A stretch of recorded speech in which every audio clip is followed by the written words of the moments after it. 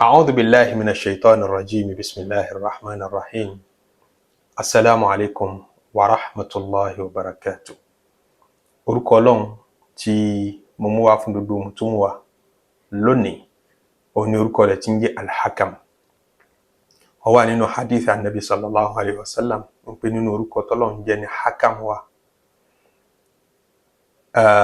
Tọ́lọ́run sì ròyìn rẹ̀ nínú Al-Qur'an pé khairul hakimin. Òun lọ́ba tó mẹjọ dájú. Kí ni ń jẹ́ Hakam? Òun ni aláṣẹ, ẹni tí ó pàṣẹ wá táṣẹ kan ò lè override àṣẹ rẹ̀, pàápín àṣẹ ibi àṣẹ parí sí. Ṣé pé táṣẹ yẹn bá ti jáde tán bá ti issue rẹ̀, ó bo gbogbo àṣẹ mọ́lẹ̀, ó bo gbogbo suggestion mọ́lẹ̀, ó bo gbogbo àbámọ̀dá mọ́lẹ̀. Pé bẹ́ẹ̀ ti fẹ́ kó rí ni kò ní í ṣe tó bá ti yàtọ̀ sí àṣẹ Ọlọ́run ọba. Àṣẹ yẹn ní bẹ lára ewé, ní bẹ lára egbò tí ń fi ń jẹ wa ní gbogbo ìgbà tá a bá ké sí. Àṣẹ Ọlọ́run ọba ní bẹ́ẹ̀, òun ní ń dá wa lóhùn níbẹ̀. Àṣẹ yẹn ní ń bẹ lára omi tí ń fi ń rẹ̀ níbẹ̀, tí ó bá sí níbẹ̀ ni yóò mú dójú ikú, kò ní rẹ̀ lò níbẹ̀. Àṣẹ yẹn ní ń bẹ lára oúnjẹ tí ń fi ń yó wa, ní ń bẹ lára aná tí ń fi ń jó nǹkan. Iná ò lè dá nǹkan jó fún rẹ̀, kò sí ní tó lè dá nǹkan kan ṣe láì sáṣẹ Ọlọ́run ọba tí ń jẹ́ Hakam. Òun ló pàṣẹ, ó ní inil hukmu illa lillah, òun nìkan lòun láṣẹ.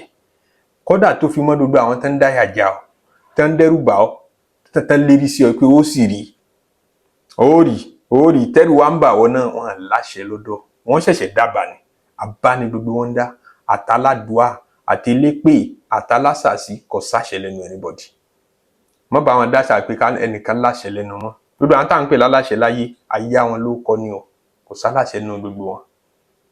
Ọlọ́run ní ó rí ní pé nígbà tá a bá sùn lálẹ́, Ọlọ́run ní pàṣẹ oorun tó bá yìí sì dé, tó oorun bá ti dé fẹ́ni tẹ́ pé láláṣẹ òun náà, oorun ó gbà tọwọ́ ọmọdé, yóò gbà tọwọ́ àgbà.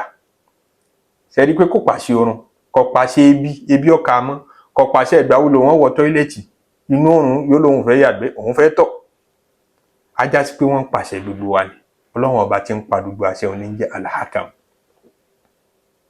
Tá a bá gbọ́kànlé nǹkan, ọba tó láṣẹ lọ́dọ̀ ló yẹ ká gbọ́kànlé. Tá a bá sádi nǹkan, ọba tó láṣẹ lọ́dọ̀ ló yẹ ká sádi. Nítorí ń pọ̀ sọ fún wa pé inil hukmu illa lillah. Ọ̀rọ̀ tí ń bá bọ̀ níbi tó ti sọ nínú àwọn tó ti sọ nínú Al-Qur'an nípa ó ní ma ta'buduna min dunihi illa asma'an sammaytumuha antum wa aba'ukum. Gbogbo àwọn tẹ́ ń ké sí lẹ́yìn Ọlọ́run ọba, ó kọ lásán ni wọ́n ní value, wọ́n lè dá nǹkan jẹ́. Ó kọ lásán lẹ̀ ń pè, kò sẹ́ni tí ń jẹ́ bẹ́ẹ̀. Tí nǹkan kan bá ń jẹ yín lára oògùn, tí nǹkan kan ń jẹ yín lára ń tẹ́ dójúlé òun, àṣẹ Ọlọ́run náà ni tún wá jẹ yín bẹ́ẹ̀, kọ̀ọ̀kan fẹ́ kẹ́ ẹ gbàbẹ̀ wá bá òun. Àmọ́ pé nǹkan kan dá jẹ́ lẹ́yìn Ọlọ́run ọba, kò sún tọ̀.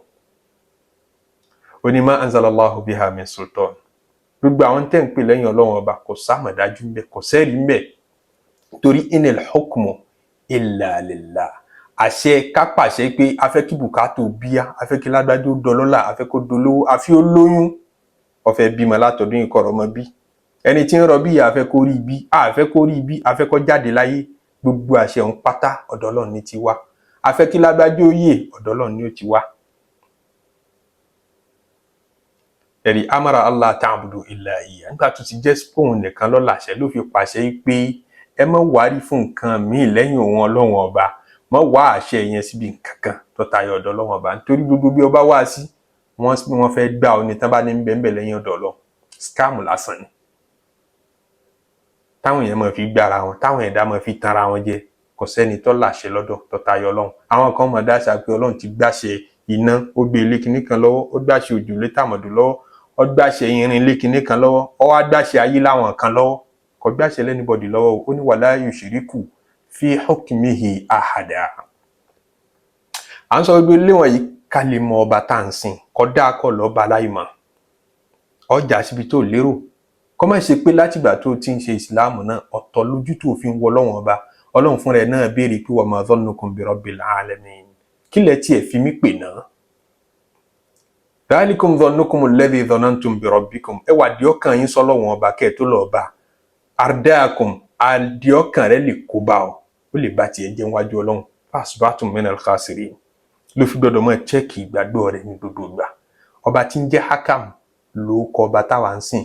Tó ọba tí gbọ́ yé pòun nìkan ló láṣẹ lọ́dọ̀, ní pé wala yushriku fi hukmihi ahada kìí pín àṣẹ fẹ́ni kankan. tó bá ti gbọ́ yé bẹ́ẹ̀ ò tí ì mọ̀ túmọ̀ la ilaha illallah ọ̀kan bá wọn wí lásán ni ò tí ì gbọ́ yé ó tí ì mọ̀ tó wá ṣe lérí ilẹ̀ alààyè yìí gẹ́gẹ́ tó bá ti gbọ́ yé pé òun nìkan ló láṣẹ tó rò pé ìmọ̀ pín àṣẹ pẹ̀lú àwọn wàlí Ọlọ́run nǹkó ti fàṣẹ sẹ́nu àwọn ṣéwù ó ti fàṣẹ sẹ́nu wọn ó ti fún wọn kún fáyẹ̀ kún kò sí ti jẹ́ bẹ́ẹ̀ ní tí ò fa Ànábì Muhammad sallallahu alaihi wasallam ṣé ṣéwù kan fẹ́ tó Ànábì tó ní laysa laka minal amri shay Muhammad kò sí amúrù yẹn lọ́wọ́ yẹn kò sáṣẹ lọ́wọ́ yẹn tóró òun nìkan ló ní kì í bá yàn pín ó ní wala yushriku fi hukmihi ahada mi kì í pín hukmu mi ní tí fi ń jẹ́ hakam ọba aláṣẹ mi kì í pín pẹ̀lú ẹnì kankan mi yìí fẹ́ rìn yẹn débẹ̀